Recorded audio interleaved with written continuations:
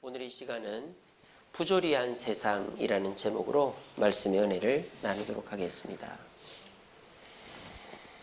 오늘 본문은 솔로몬이 쓴 글인데요. 솔로몬의 시대에도 부조리함이 많았던 것 같습니다. 오늘 본문이 말하는 그 시대 부조리함들, 크게 세 가지로 나눌 수 있습니다. 첫 번째는 재판의 부조리함입니다.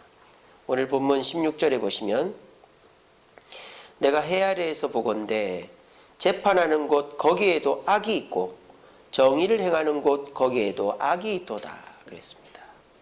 솔로몬 당시에는 더 그랬겠죠. 힘이 우선이고 권력과 신분이 우선이었으니까 재판의 권위가 엄청 떨어졌겠죠. 하지만 법치를 지향하는 민주주의 사회인 오늘날에도 재판은 우리에게 피해를 줄 때가 있습니다. 제가 아는 어떤 분이 어떤 분한테 돈을 받았어요. 근데 그분은 뭐라고 그랬냐면 필요하니까 그냥 써 그러고 준 거예요. 그래서 이분은 알겠다 하고 그 돈을 쓰는데 일하러 가는데 난데없이 경찰이 잡아간 거예요. 그래서 왜 나를 잡아가냐 그랬더니 아무개가 고소를 했다는 거예요. 그 아무개가 누구였을까요? 돈을 쓰라고 빌려준 사람이었어요. 그래가지고 이분이 구치소에서 2달 정도를 있었어요. 그러면서 세상부터 시작해가지고 자기를 집어넣고 또 자기를 연행한 경찰까지 그 원망과 그 분노가 온 마음을 지배한 것입니다. 그래서 이분이 억울하게 들어갔으니까 이분이 이제 그 억울함을 다 호소를 하니까 이분이 이제 아무 조건 없이 풀려났어요. 근데 억울하게 2달을 갇혀 있었지 않습니까? 그러니까 나와가지고 나를 집어넣은 그 사람 내가 만나기만 하면 죽인다. 이 생각을 하고 다닌 거예요. 그런데 말씀 속에서 이제 위로를 받고 이제는 그 마음을 돌이켰다 하는 얘기를 제가 들은 적이 있습니다. 오늘날에 변호사들이 있습니다. 가난하고 억울하고 약한 사람을 변호하는 변호사도 있지만 잘 나가는 변호사는 그런 변호사가 아니죠. 잘 나가는 변호사는 분명 벌을 받아야 되는데 벌을 안 받게 해주거나 10년형을 살아야 되는데 5년, 2년, 1년으로 줄여주는 사람이 돈 많이 버는 변호사죠. 그런 변호사를 찾아갑니다. 그런 걸 전관예우라 그러잖아요. 전에 관리였던 사람한테는 재판에서도 혜택을 준다는 거죠. 오늘날도 재판의 부조리가 있습니다. 두 번째 솔로몬 시대의 부조리가 뭐였느냐? 학대당하는 거였어요. 학대. 우리가 오늘 안 읽었습니다만 4장 1절에 보세요. 내가 다시 해 아래에서 행하는 모든 학대를 살펴보았도다. 보라, 학대받는 자들의 눈물이로다. 그들에게는 위로자가 없도다. 그들을 학대하는 자들의 손에서 권세가 있으나 그들에게는 위로자가 없다. 학대의 특징이죠. 자, 학대라는 거 내가 아무 잘못이 없는데 야단 맞고 억울하게 누명 쓰고 일하고 이런 게 학대죠. 가정에서, 학교에서, 직장에서, 부모에게, 일진들에게, 상사에게 학대를 당합니다. 그런데 아무 말을 못해요. 왜? 내가 그들보다 권력과 돈이 부족하기 때문이죠. 제가 아는 어떤 분이 어린 시절부터 학대를 당한 분이 계셨어요. 어머니가 일찍 돌아가셔가지고 아버지가 재혼을 했는데 그 재혼한 새어머니가 이 분을 학대를 하는 겁니다. 그런데 이분은 예수를 믿는 분이라 그 학대 받으면서도 바르게 자랐어요. 근데 어떻게 됐을까요? 그 학대 당한 것이 결혼해서 나오는 거예요. 누구한테? 자기 남편한테, 자기 자식한테. 학대당하는 사람의 특징이 뭔지 아십니까? 강한 사람에게는 굴복합니다. 왜? 학대라는 것 자체가 강한 사람에게 당하기 때문에. 어려서부터 지속적으로 학대당한 사람은 강한 사람 앞에는 항상 굽신굽신하고 항상 선한 모습을 보여요. 그런데 나보다 나이가 어리거나 나의 도움을 받거나 내가 함부로 해도 되겠다 하는 사람한테는 함부로 합니다. 그래서 저는 깜짝 놀랐어요. 그분이 예수 믿고 착한 분인데 그 자식한테나 남편한테 하는 거를 보고 제가 깜짝 놀랐어요. 막 소리를 지르고 막 때리는데 저분이 저런 분이었나 싶더라고요. 왜 그렇게 됐을까요? 어려서부터 지속적으로 학대를 당했기 때문에 그 트라우마가 나보다 나이가 많고 권력 있고 돈 많은 사람한테는 안 그러는데 만만하거나 나보다 어리거나 나의 영향력 아래 있는 사람한테는 그 본성이 나오는 거예요. 어쨌든 불쌍한 사람이죠. 오늘날도 학대당하는 부조리가 있습니다. 세 번째로 부조리가 뭘까요? 비난의 부조리입니다.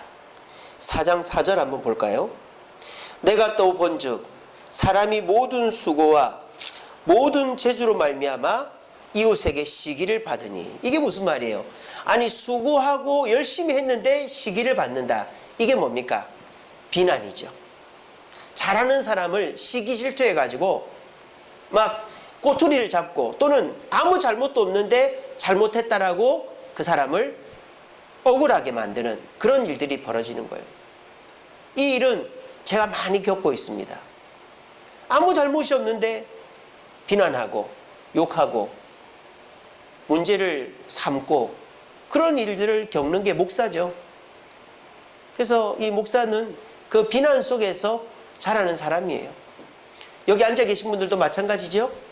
열심히 한 것은 교회 섬기고 가정 섬기고 한 것밖에 없는데 누군가가 여러분들을 비난하고 누군가가 여러분들을 시기 질투할 때 얼마나 속이 상하십니까? 그것 때문에 내가 열심히 하는 이 교회의 사명도 내가 열심히 하는 가정 일도 내 직장도 다 때려치고 싶은 것이 우리의 마음 아닙니까? 그런 부조리가 저와 여러분들에게 있죠. 솔로몬은 그 당시의 부조리를 이 세 가지로 요약을 해놨어요. 악인이 승리하는 재판의 부조리, 지속적인 학대를 당해서 그 학대 때문에 인격이 삐뚤어지는 학대의 부조리, 열심히 일해도 인정받지 못하고 오히려 시기 질투를 받는 비난의 부조리 속에서 우리의 마음은 병들어간다는 것이죠. 그래서 그 병든 마음은 트라우마가 되는 거예요. 쓴뿌리가 되는 거예요. 평소에는 멀쩡해 보이는데 감정이 격해질 때나 또는 자신을 잘 추스리지 못하고 풀어져 있을 때 그 트라우마가 뚫고 나오는 거예요. 그래서 막 소리를 지르고 엉뚱한 행동을 하고 나도 모르게 내가 의도하지 않은 행동들을 해버리는 것입니다. 여기 앉아 계신 분들 중에는 이 세 가지를 경험 안 해보신 분들이 대부분일 거예요. 저도 제가 뭐 재판에서 져보거나 이런 적은 없고요. 뭐 학대받은 적도 없습니다. 저는 부모님한테 학대받은 적도 없어요. 저는 뭐 비난당하는 거는 다반사로 많지만 여기 앉아 계신 분 중에 이 세 가지 안 당해본 분들도 계실 거예요. 그런데요, 이것들 중에서 한 가지라도 당해보신 분들은요, 그 고통을 이루 말할 수가 없어요. 그렇죠? 여러분들 이 세 가지 중에 한 가지라도 경험해 보신 분들 공감하실 거예요. 정말 억울하고 환장하고 미치고 볼짝 뛰는 것이죠. 내가 분명히 죄가 없는데 나를 죄인 만들고, 나는 그저 순종했을 뿐인데 나를 막 학대하고, 또 내가 열심히 했을 뿐인데 비난받고, 이런 일을 당할 때 미치고 환장하는 거예요. 마음에 쓴뿌리가 생기고 막 세상 막 끝난 것처럼 이제는 막 살기 싫은 거예요. 그런데 우리는 살아야 됩니다. 죽으면 우리만 손해예요. 불법으로 재판한 그 재판관이 내가 죽는다고 벌을 받을 것 같습니까? 여러분들 학대한 부모님이, 친구가, 직장 동료가 여러분들이 죽는다고 그 사람들이 벌을 받을 것 같습니까? 저와 여러분들이 수고해서 열심히 하는데도 불구하고 비난하는 그 사람이 우리가 그 일을 그만둔다고, 우리가 죽어버린다고 그 사람들이 벌을 받을 것 같습니까? 아닙니다. 부조리한 세상에서 이 부조리 속에서 우리가 바르게 행할 수 있는 방법은 살아남는 것입니다. 살아남아야 됩니다. 내가 죽는다고 나를 괴롭힌 그 사람이 벌 받는 거 아니고, 내가 죽는다고 부조리한 세상이 변화되는 거 아닙니다. 우리는 살아남아야 됩니다. 그러면 우리가 이 부조리한 세상에서 어떻게 살아남을 수 있을까요? 마음에 있는 쓴뿌리를 치료하고 정상적인 삶을 어떻게 할 수 있을까요?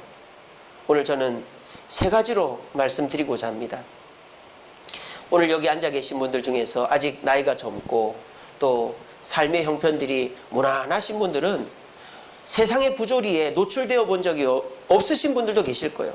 그런데 직장에서 부조리를 당하시고 또 사회에서 부조리를 당하시고 가정에서 또 열심히 일하는 현장에서 부조리를 당하셔서 마음에 쓴뿌리가 있고 나도 모르게 그것이 불쑥불쑥 튀어나와 내 자신을 힘들게 하는 분들이 있다면 오늘 말씀 잘 들어보십시오. 내가 그것 때문에 괴로워한다고 나를 괴롭힌 사람이 잘못되지 않습니다. 내가 그것 때문에 목숨을 끊거나 내가 그것 때문에 세상 버린다고 그런 사람들이 벌받지 않습니다. 우리는 억척같이 살아남아야 됩니다. 보란듯이 잘 살아야 됩니다. 그게 그 사람들 벌받는 길입니다. 저와 여러분들이 이 부조리한 세상에서 어떻게 살아남을 것인가, 어떻게 행복하게 잘 살 것인가, 오늘 말씀을 통해서 깨달으시고 우리 모두 이 세상, 부조리한 세상이지만 세상을 바꾸려고 하지 말고 나를 바꿈으로 평안과 위로와 기쁨을 누릴 수 있는 저와 여러분 되기를 간절히 바랍니다. 자, 우리가 이 부조리한 세상을 어떻게 하면 극복할 수 있을까? 첫 번째는 믿음입니다. 믿음. 목사님 너무 뻔한 말 아닙니까? 잘 들어보세요. 17절 보세요. 17절에 3장 17절에 뭐라고 되어 있습니까?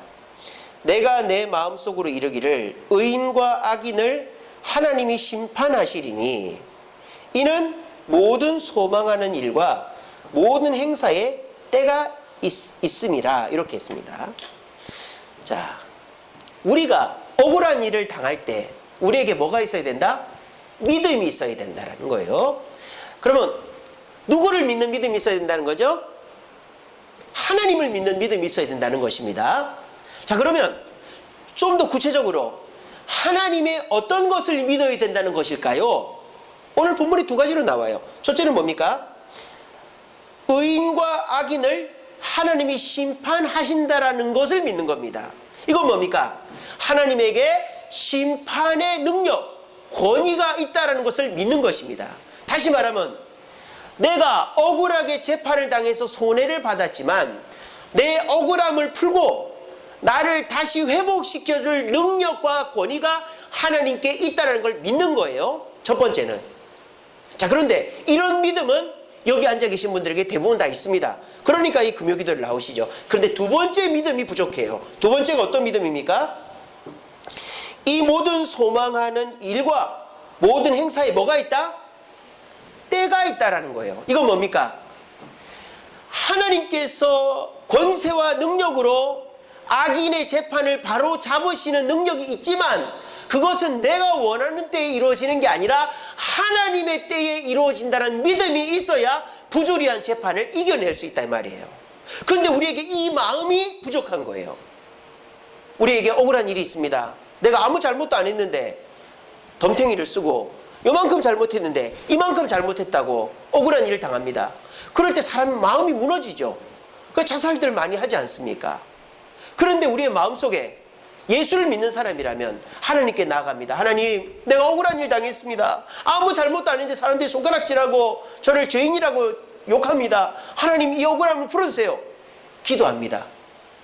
우리는 믿는 사람이니까요.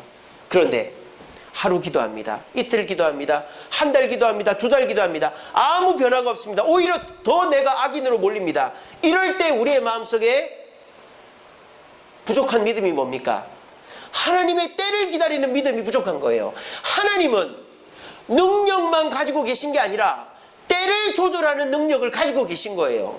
우리가 하나님의 능력은 인정하지만 하나님의 때를 인정하지 않으면 우리는 낙심하고 시험에 드는 것입니다. 왜 하나님은 안 들어주시지? 내가 한 달을 기도했는데 두 달을 기도했는데 왜 하나님은 내 기도를 안 들어주시지? 하나님 없나 봐. 에이, 내 마음대로 해야지. 누구한테 부탁해야지. 이렇게 되는 거예요. 여러분, 이것이 뭡니까? 우리의 믿음이 잘못됐다라는 거예요. 제가 이번 주일날 오후 예배 때도 믿음 설교를 합니다만 우리의 믿음이 잘못된 것입니다. 여러분, 믿음이라는 것은 하나님의 능력, 내가 할 수 없는 일을 하나님이 할 수 있다는 걸 믿는 믿음도 있지만, 내가 열심히 했다고 내 뜻대로 되는 것이 아니라 그것이 되고 안 되고는 하나님의 때에 달려있다는 것도 믿어야 우리는 부조리에서 마음을 추스리고 이길 수 있다는 것을 이 시간에 명심하시길 바랍니다. 혹여나 아무 잘못을 안 했는데 사람들이 죄인 취급하고 억울한 일을 당하고 계신 분 계십니까? 하루 이틀 기도해도 아무 변화가 없습니까? 그래서 마음속에 막 분노가 차오르고 막 마음이 너무 힘듭니까? 여러분들이 믿음이 부족한 것입니다. 어떤 믿음? 하나님의 때를 기다리지 못하는 믿음이 부족한 것입니다. 하나님은 때를 주관하시는 분입니다. 내가 이 억울함을 하나님의 때에 가장 정확하게 풀어주시는 것이지 내가 원하는 때에 풀어주는 것이 아닙니다. 여러분, 교만이 뭘까요? 교만. 잘난 척하는 게 교만입니까? 물론 잘난 척하는 게 교만입니다. 하지만 성경은 잘난 척하는 것이 교만이라고 말하지 않습니다. 오히려 성경은 잘난 사람은 잘난 척 해야 된다고 말합니다. 여기서 얼굴이 좀 이쁘다고 생각하시는 분들 손 한번 들어보십시오.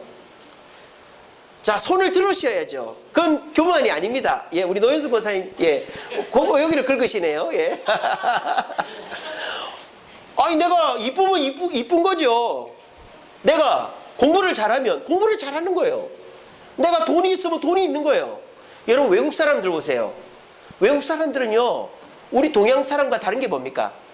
겸손의 개념이 다른 거예요. 우리 동양 사람들은 겸손을 무조건 막 고개 숙이고 하이 so 데스네 뭐 이러는 게 겸손이라고 자꾸 얘기하죠. 그거 아니에요. 당당함이 겸손이죠. 당당하지만 함부로 하지 않고, 당당하지만 나서지 않고, 이런 당당함은 교만이 아닙니다. 근데 성경이 교만이라고 말하는 게 뭔지 아십니까?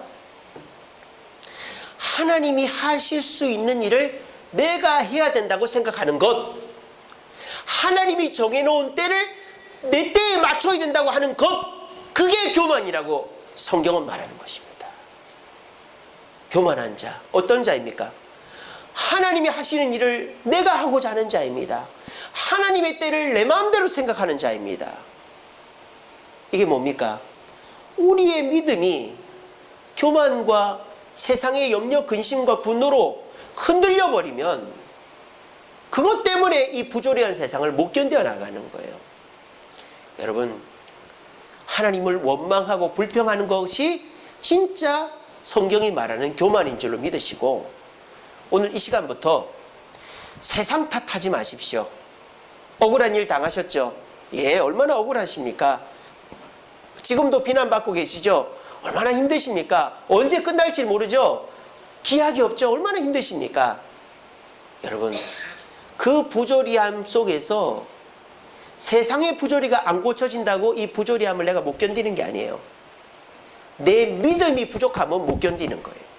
어떤 믿음?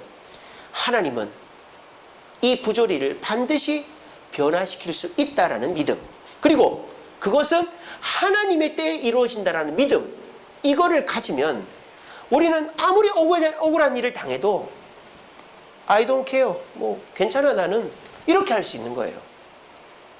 지금까지 억울한 속에서 마음 끓었던 분들, 세상이 바뀌기를 바라고 있었던 분들, 마음 추스리시고 내 믿음을 돌아보십시오. 여러분들이 교만해서 이 부조리 속에서 괴로워하고 있는 겁니다. 하나님의 능력을 믿으시고 내가 마음대로 하려고 하지 마시고, 하나님의 때를 믿으시고 내 때에 이뤄달라고 고집 피우지 마시고, 교만을 버리고 참된 믿음을 가지셔서 부조리함 속에서 평안을 누리고, 이 부조리한 세상 속에서 자살하지 않고, 자살하지도 않고, 원망하지도 않고, 억울해하지도 않고 평안하게 살아남아서 보란듯이 성공할 수 있는 저와 여러분 되기를 간절히 바랍니다. 두 번째, 솔로몬이 이 부조리함 속에서 우리가 이겨낼 수 있는 지혜로 말하는 것은 최선입니다. 제가 지난번에도 한번 설교했었죠. 최고와 최선이라고. 오늘 본문에 보면 재미있는 말이 있습니다. 22절 보세요. 그러므로 나는 사람이 자기 일에 즐거워하는 것보다 더 나은 것이 없음을 보았나니 이는 그것이 그의 몫이기 때문이라. 이렇게 되어 있습니다. 자, 그러면 이 말이 무슨 뜻일까요? 그냥 내가 뭐 일을 즐기고 또 즐거운 뭐 놀러 가는 거나 즐길 거리들을 즐기면 이 부조리함을 이겨낼 수 있다는 말일까요? 그런 말일까요? 그런 말이 아닙니다. 제가 이번 주일 오전 예배 때 할 설교가 이것과 맞물리는데요. 우리는 현실을 도피해서 부조리를 이겨낼 수 없어요. 현실을 도피하라는 말이 아닙니다. 여기에서 자기 일에 즐거워하는 것, 자기 일은 뭘 말할까요? 의미 있는 일을 말하는 거예요. 그러면 세상에 하는 일 중에서 의미 없는 일이 있고 의미 있는 일이 있단 말입니까? 네, 그렇습니다. 자, 그러면 여기서 말하는 의미 없는 일이란 뭘까요? 그 앞에를 보면 알 수 있어요. 앞에 18절부터 21절까지 계속 무엇과 무엇을 비교하고 있어요. 뭐와 뭐를 비교하고 있죠? 짐승과 인간을 비교하고 있습니다. 18절부터 21절에. 그런데 여기서 짐승과 인간이 뭐하다? 다르다, 같다. 뭐하다? 같다라고 계속 얘기해요. 보세요. 18절에 내가 끝에 보면 그들이 자기의 짐승과 다름이 없는 줄을 깨닫게 하려 하심이라. 짐승과 다름이 없다. 19절에도 보면 인생이 당하는 일도 짐승이 당하느니 호흡이 있어서 짐승이 죽음같이 사람도 죽는다. 20절에도 보시면 다 흙으로 말미암았으므로 흙으로 돌아간다. 그런데요, 하나 차이가 있어요. 21절에 나오죠. 어떤 차이가 있습니까? 짐승에게도 혼이 있고 인간에게도 혼이 있는데 인간의 혼은 어디로 간다? 위로 간다. 짐승의 혼은 어디로 간다? 땅으로 간다. 이게 다른 거죠. 그렇게 한 다음에 22절을 얘기하는 거예요. 자, 그러면 22절에서 말하는 즐거워해야 될 자기 일은 뭘까요? 하늘로 가져갈 수 있는 일을 말하는 거예요. 아시겠습니까? 짐승은 이 땅의 일에 집중합니다. 짐승이 하루 종일 하는 일이 뭘까요? 먹는 거예요. 여러분, 동물들 가만히 보세요. 계속 먹이를 찾아다닙니다. 그리고 짐승이 두 번째로 하는 일이 뭡니까? 자는 거예요. 짐승은 먹고 자고 합니다. 세 번째로 짐승이 하는 일이 뭐죠? 짝짓기 하는 거예요. 짐승은 이 세 가지 일밖에 안 해요. 먹고 자고 짝짓기 하고.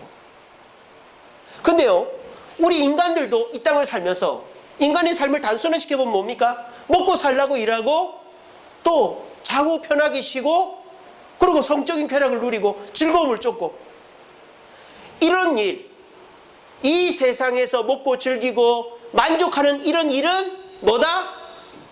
짐승과 다름이 없다라는 거예요. 그런 일의 즐거움을 누리는 사람은 이 부조리한 세상 속에서 만족을 할 수 없다라는 거예요. 그러면 우리가 억울한 재판을 당하고 부모로부터, 직장 상사로부터, 또 친구들로부터 학대를 당하고 열심히 했는데도 불구하고 비난을 당하는 이 억울함 속에 빠져 있을 때 우리가 그 억울함을 돌파하는 최선은 뭐다? 나와 너는 뭐하다? 다르다. 뭐가 다르다? 너희들이 하는 이 일은 죽으면 끝나는 일이지만 나는 그런 일이 아니라 하늘로 가져갈 일을 한다. 이런 프라이드, 자부심이 있으면 우리는 부조리한 세상을 뭐 할 수 있다? 이겨낼 수 있다는 거예요. 이 세상 사람들은 자기에게 자부심이 있습니다. 내가 음악에 자부심이 있고 뭐 돈을 벌어 자부심이 있고 예능에, 체육에, 건강에 뭐 자식을 많이 낳아서 뭐 자부심들이 있습니다. 그런데 그런 자부심들은 뭐하고 똑같다? 짐승이 하는 것과 똑같다라는 거예요. 그런데 우리가 세상 사람과 다른 것을 할 수 있는 존재라는 거예요. 왜? 우리는 하늘의 것을 추구하는 그리스도인이니까. 우리가 하나님의 말씀을 쫓아서 주님의 뜻을 따라 행하는 그것들은 하늘로 올라갈 일이다라는 거예요. 하늘로 그것을 올리면 우리는 어떻게 됩니까? 짧은 이 세상 너머의 삶 속에서 하나님으로부터 복을 받게 된다는 거예요. 그거를 묵상하는 사람은 어떻게 된다? 이 부조리함을 이겨낼 수 있다는 거예요. 여러분, 어떤 사람이 실직을 했어요. 사업이 망했어요. 그래서 노숙자가 됐어요. 근데 그런 노숙자들한테요, 먹을 것을 주고 돈을 주고 옷을 주고 집을 주면 그 사람들이 노숙자 일을 그만두겠죠? 다시 정상적인 삶으로 돌아가겠죠? 그렇지 않아요. 그렇지 않아요. 이 세상의 것을 주면 그때뿐입니다. 근데 노숙자한테 뭘 줘야 될까요? 희망을 줘야 돼요. 희망을. 뭐를? 다시 일어설 희망을 주는 것입니다. 좀 더 구체적으로 얘기하면 할 일거리를 주는 거예요. 그러면 그 사람은 그 일을 통해서 딛고 일어나는 것입니다. 우리가 엄청난 충격을 받거나 시험에 들었을 때 그거를 이겨내는 가장 효과적인 방법이 뭡니까? 조그만한 성공을 할 수 있는 일을 찾으라는 거예요. 예를 들면 뜨개질을 한다든지 또는 뭐를 만든다든지 뭐 이렇게 내가 큰 실패를 한 사람일수록 똑같이 큰 거를 추구하면 못 일어나요. 근데 큰 실패를 한 사람일수록 조그만한 일에서 성공을 다시 찾으면 자신감을 얻어서 조금씩 더 큰 일을 할 수 있는 겁니다. 이게 뭡니까? 최선이라는 것입니다. 최고를 추구하면 망합니다. 하지만 최선을 추구하면 다시 일어설 수 있습니다. 아무리 부조리한 현실 속에 살더라도 최선을 찾으면 일어설 수 있어요. 그러면 이 최선이 뭘까요?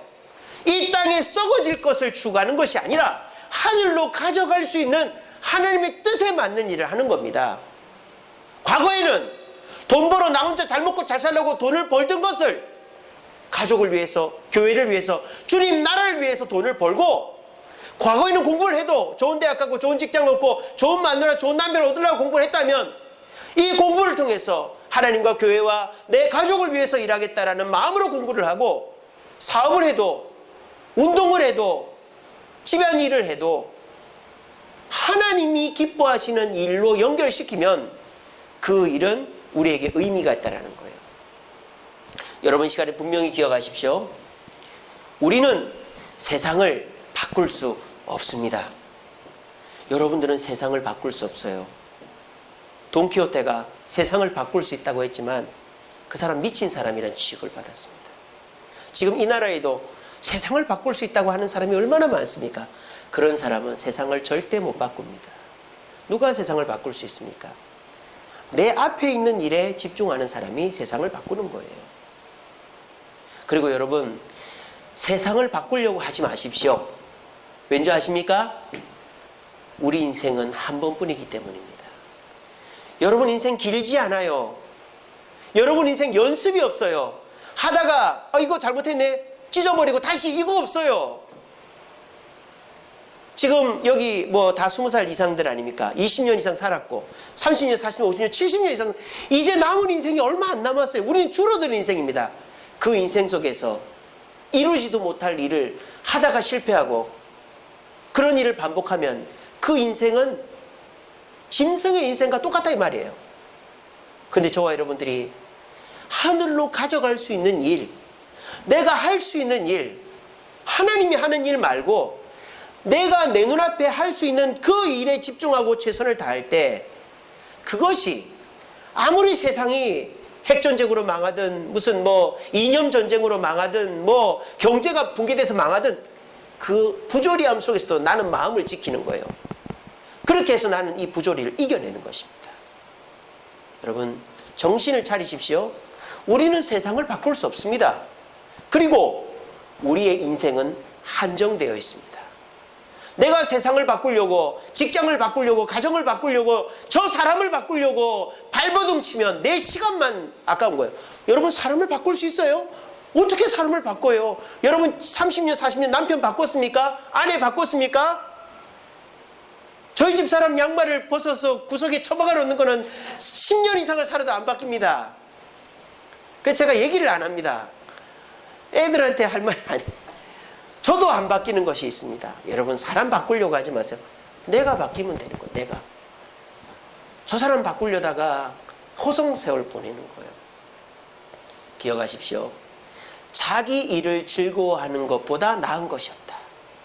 짐승과 다른 하나님이 기뻐하는 일에 최선을 다하는 내게 맡겨진 일에 최선을 다할 때 우리는 세상이 어떻게 망가지든 간에 상관하지 않고 내가 어떤 부조리 속에서 억울함을 당하든지 상관하지 않고 이겨낼 수 있게 되는 거예요.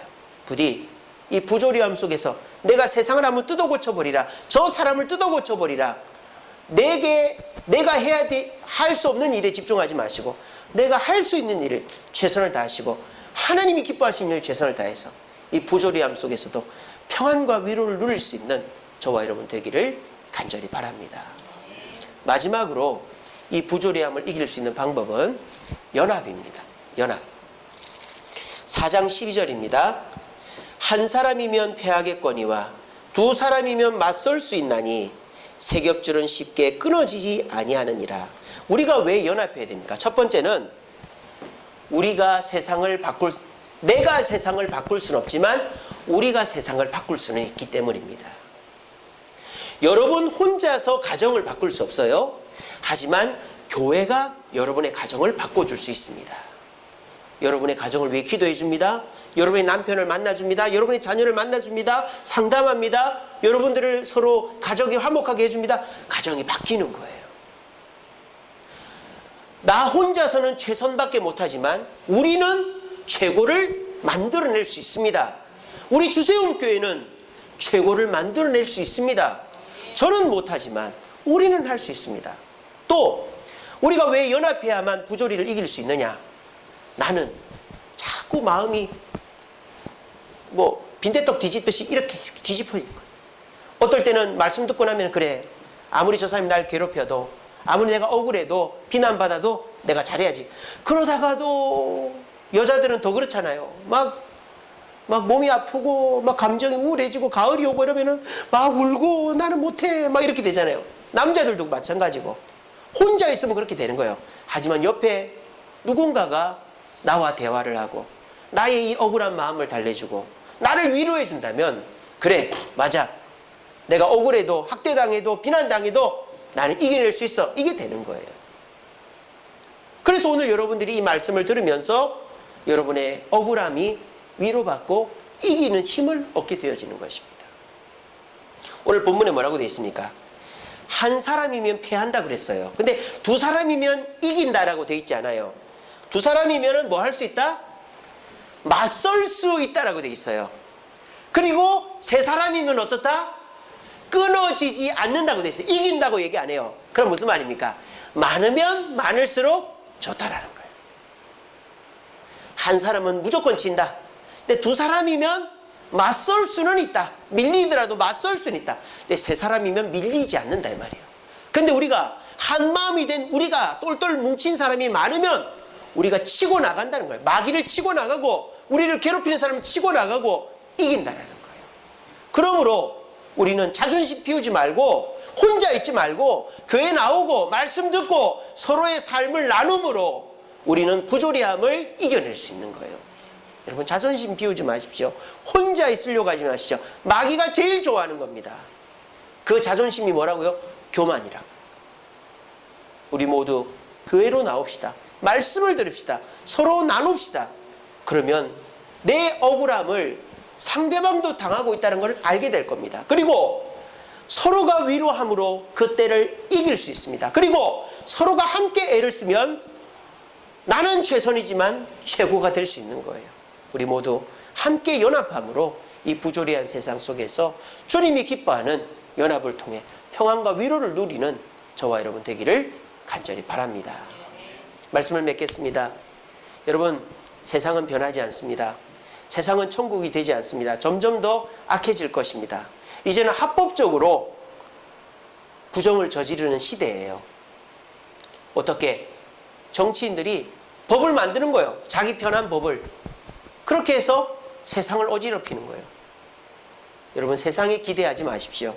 또 여러분들이 세상을 바꿀 수 있다고도 생각하지 마십시오.